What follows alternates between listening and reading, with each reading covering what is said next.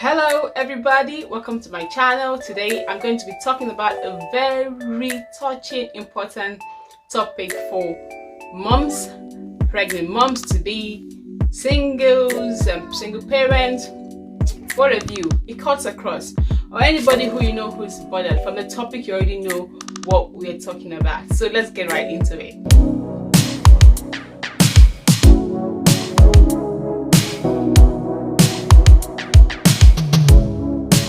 Welcome back. So I'm talking from experience. A little background of my story coming to the UK. I came into the UK in October 2017, November, and guess what? My menstruation delayed. 1,001 questions were going through my mind. What in the name of heavens is happening? It can't be. Oh God, please let it just be a delayed menstruation. It's gonna come. First day go, second day go, and I know my body. I do not menstruate, or my menstruation never goes late. So I was like, God, it's not happening. I mean, it's just barely 5 days into my first job. How am I supposed to handle this? 1,001 questions ran through my mind. I was devastated. Like, you know what it's like? You're just coming from abroad and you're supposed to start a new job and you're gonna get pregnant, and you all know how difficult pregnancy can be for some people, how weak it can get to be, you know, working at your optimum, you know what I mean? So I was scared. Scared was an understatement. I didn't know what to do, who to run to. Like, I had nobody to ask questions. I didn't know anything. I literally was scared. The only thing I remember doing was going to our HR website and checking the maternity policy for pregnant people, and when you should notify your manager when you get pregnant. That was the only thing I went to read up, and how long the maternity was for, what I was entitled to, because that was the only thing I had that was available to me, and I did go and look that up. So I would advise any other person to do the same. So I had first-hand information of what I needed to know about being pregnant, at least from the hospital's point of view. But then every other thing I didn't know, what I was entitled to, how bad it could be, if I was going to be at the loss. I just didn't know anything. So I do understand, and I do feel for anyone who's pregnant right now and thinking of coming to the UK. I know a couple of people have called me and asked me a few questions, and that's what prompted this video. So this video is for you who's pregnant, who's expecting, or who has plans to get pregnant, and you're thinking, well, I need to do this job. Am I sure it's not going to affect me? Or you're pregnant already and you're scared, am I going to suffer? Am I going to be paid? Am I going to be entitled to a leave and all that? Well, all that juicy stuff, I'm here to give you the answers you need. Alright, so stay right here and make sure you watch to the end. Okay, so I was talking about myself. I was not very informed, and so even when I was weak, I would still go to work, because there is a sickness policy, and it has triggers. If you get sick 2 times within 3 months, you given the first warning, and then if you get sick again within 6 months, you have a meeting. They call it the first formal, and then if you get sick again, well, they begin to consider if it's fit for the NHS and if your pattern of sickness is not affecting the job and their manpower. Okay, so I had this in mind, and I was working even when I was weak. I was stressed. I even had varicose veins that grew on my laps. They were very, oh my God, if you've had varicose veins, you know what I'm talking about. They were so painful, and you know, here you have to work 12-hour shifts and you're always on your feet. And I work in the surgical ward, so you know what I'm talking about. It was grueling for me. Even when I needed rest, I couldn't take rest out of fear, just fear. I didn't want to do anything wrong. I was pushing myself and pushing myself. Well, I'm here to let you know you don't have to do that. I know better, and I give people information based on what I know and what I have experienced. You can also confirm this with your trust on their HR policy for maternity leaves and all that. Okay, so first things first, when you find out you're pregnant and pregnancy, whether you just started a job or you've been 10 years into the job, it doesn't matter. You have the same rights and the same laws apply to whoever got pregnant in the first month of beginning a job or 10 years after you began the job. That's the good thing. The law is the same. However, if you're working for the NHS or some care homes have their maternity policy, whereas you have to have worked for a particular period of time before you are entitled to maternity pay. But maternity leave is compulsory for everyone who gets pregnant up to 26 weeks. So if you're pregnant and anything happens before 26 weeks and probably you didn't have a term baby, God forbid, it's considered a pregnancy. You are entitled to your maternity leave and to maternity pay. So don't be afraid. If you get pregnant and you've carried your pregnancy up to 26 weeks, you're entitled to a maternity leave and a maternity pay. It doesn't matter. So it's considered a pregnancy. So you get the same right. As from 26 weeks, you can go off maternity leave. This is because some people get very difficult pregnancies, as we all know. Not everybody carries pregnancies the same way. Some find it very difficult, others find it easy. So whatever point you are on this scale of easy or difficult pregnancies, don't be scared. If you get to 26 weeks and you cannot go on anymore with working while pregnant, you can actually commence your maternity leave. Now, maternity leave in the UK is up to 12 months.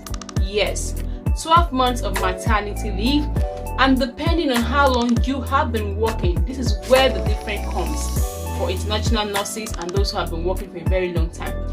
If you have worked for more than a year of continuous service, there is a timeline on the UK government maternity allowance website where you go and calculate the qualifying periods and how much you're going to get as maternity allowance from government.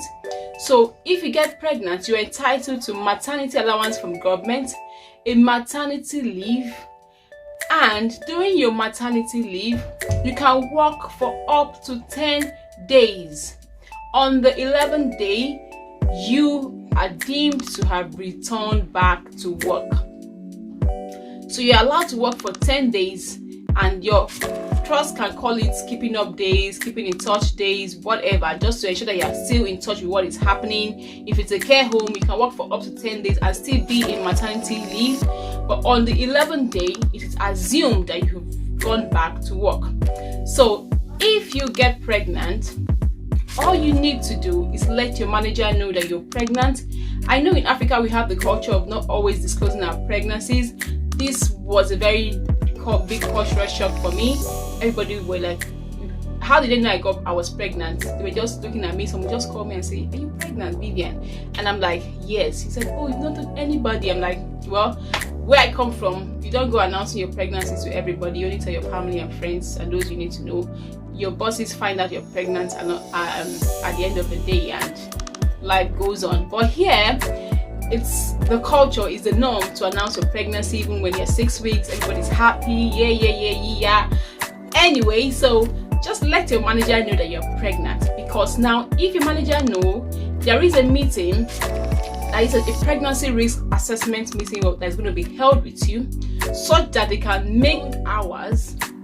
They're going to minimize it so that you can at least have some rest period of sitting down and doing your job. At least make some changes to your job situation to be able to ensure you have a safe pregnancy. Now, you know, as nurses work long hours as shifts and we stand for a lot of times. So with these meetings and your HR, they're able to fine-tune your job, and then if you have any issues, you can go to your manager and complain, and they're going to make you don't do a lot of bending. You know, you have the responsibility for yourself to ensure that you are safe while practicing, not doing a lot of bending, not doing carrying of heavy loads, not doing rolls, things that can affect you or affect your back or affect your baby, at least until you are are safe and out of the danger zone, which is about, I know 0 to 16 weeks in pregnancy, or depending on how high risk you are in your pregnancies. So this is me telling you that you shouldn't be scared. Once you have this meeting with your manager, the HR is going to they're going to give you a form to fill. Now in this form, you're going to fill in when you began to work, your start date, and how much you earn. And your HR is going to look at this form and determine if you are entitled to maternity pay from the NHS or from a care home, depending on their policies. Now, most of the time for international nurses who are just coming to the country and are pregnant or became pregnant in the first few months of working, you may not be entitled to pay from your employer. However, every person who is pregnant in the UK is entitled to a maternity allowance from the government based on your national insurance contribution, which you pay every month from your salary. So when people are saying the tax is too much, now your tax is working for you and your insurance contributions are doing something for you. So this money is based on your national insurance contributions. Now for a registered nurse, I have been through this process and I'm telling you that you're at least going to be able to get at least above £400 or £500, between £400 and £500. This amount varies. When your HR has assessed your application for maternity leave or monies, they're going to let you know if you're not entitled to be paid by the NHS or the care home, and they're going to give you another form. This form is the one you're going to fill and submit to the maternity allowance office of the UK government. You're going to fill every detail. Don't be scared. Calculate the dates, when you began work, when your last menstrual period was. It's a form that is filled with dates and times. When you fill this time and the dates, the maternity allowance office is going to determine how much you are entitled to get every month or every week, depending on how you want to get your own money. I opted for the every month option. Now, you can be paid weekly if you want, or if that's what you want.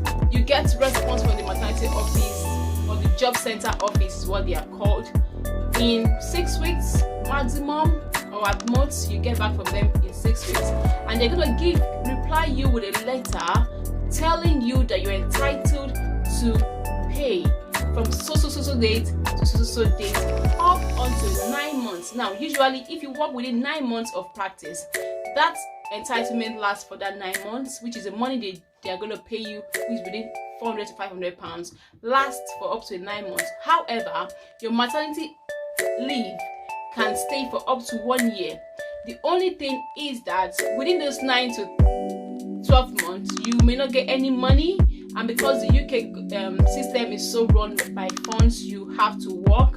You'll be forced to go back to work. However, if your partner is with you and is working, then that can be breached, such that your partner works and pays the bills, rent, feeding, and everything, and then you're able to have the 1 year off fully for maternity leave. So don't be scared. You're pregnant, you got into the country, you got pregnant. Hey, I've been there and I am here. I have my beautiful baby. My colleagues were superb. They gave me a wonderful gift when I had my baby. The other thing you may be worried about is, how am I going to cope? Am I going to suffer in a foreign land? No family, no friends. You make friends when you're at work, and your friends will be your backbone. They'll be there to help you. And of course, the African community or the friends that you have around in church, they're going to help you. If you are your naming ceremony, that can be arranged for you by the church. If you are to have your outing after 3 months, it can be arranged by the church. So whichever option, it can be arranged. It's something that is doable. And if you're not still comfortable doing it over here, call your family at home. Let them have the organization, the party for you. You can Skype them, and life goes on. So don't be scared of being pregnant while you work. However, you're expected, I would advise that you work as much as you can up until your 9th month of pregnancy. But the law states that at least 2 weeks before your due date, you should go on maternity leave. So for me, for my first 2 pregnancies, I worked up until I was 10, even up until the day I gave birth. For my little boy, because of the law, I had to take that compulsory 2 weeks off, and I needed some days for childcare, so I was given for up to a month off, and then I went home and I had my baby. 41 weeks plus 3 days, that's when he came, and I had my maternity leave for up to 6 months. On my other 2 babies, I had 6 months for both of them from Lagos State, so I was used to the 6 month arrangement. So at 6 months, I was already tired, didn't know what I was doing with myself. I had to go back to work, and during those 6 months, I was paid my maternity allowance by the UK government, which I'm entitled to. It's not public fund, it's given to me because of my national insurance contributions, and I had that money, and I was able to do one or few shifts with my employer, and I was paid for those shifts, which I mentioned earlier as keeping in touch days. I don't know what your NHS is going to call it or your care home is going to call it, but you have at least 10 days to work and then get paid without tampering your maternity leave. But on the 11th day, it's deemed that you have returned back to work. So when you're taking those shifts in between, make sure it's no more than 10 days. And on the 11th day, you return back to work, and you can go back to work fully as you can. And so the amount of time you get as maternity leave is dependent on your family situation, if your husband or your partner is working, or if you're alone in the country and you just have to go back to work. It all depends on your situation, but you are entitled to maternity leave for up to a year if you are able to foot your bills, and if you can't, you can reduce it and just let your trust or your care home or your agent, wherever, know that you're going back to work, and inform them of the day you're going back to work, and you resume work as normal. So don't be scared. One thing I know is that as a pregnant person, the law favors you. So when I see a sister saying I'm pregnant, oh, I'm scared, oh, what do I do? I'm like, hello it's a blessing from God, a blessing from God. So don't be like that, sister. Don't be like that. Be happy. Children are a blessing. Even though childcare can be expensive, it's all in the planning. I have a video about childcare and the cost of childcare in the UK. You can view that video to know what I'm talking about. Just plan ahead. And if the baby has decided to come without you knowing, like my baby did, he did sneak up on me. However, I'm happy I have him. He's a beautiful boy. He's a handsome boy, I mean. So just be happy for your blessing and don't be sad, and just plan. If you have not come into the country yet, you can plan well before coming to have a dependent on your visa who is going to assist you to sort that childcare problem when your baby is born. And if you're already in the country already and you're already stressing your life over how to care for your child, this is me telling you, slow down. It's fine, it's okay. You have your baby, and most trusts will support you with your pregnancy. You know the good thing about being pregnant? If you're pregnant and you fall sick, it's classified as pregnancy related, and it's not accounted for you. So you don't have the cliche of being in trouble for being sick too often while at work. You understand what I mean? But if you get too sick, like 10 times in a month, or 5 times, 6 times in a month, your manager can tell you, okay, you are very sick, why don't you start your maternity leave early? That's the only thing that is going to happen. Nothing else is going to happen. Your job is protected. Nobody is going to fire you because you're pregnant. If anybody tries it, sister, I'm telling you, the law is behind you. Nobody is entitled to fire you because you're pregnant. You have equal rights as an unpregnant person. As a matter of fact, you can even sue them to court. If anybody discriminates against you because you're pregnant, the law is behind you, and you have every right to take them to court. While you are on maternity leave, you are entitled to the same information, the same opportunity as anybody who is working and is not on maternity leave. How cool is that? So you're as good as not away. If there's any opportunity for a job offer, every good stuff that is going on at work while you're pregnant is going to be communicated to you. That is the law.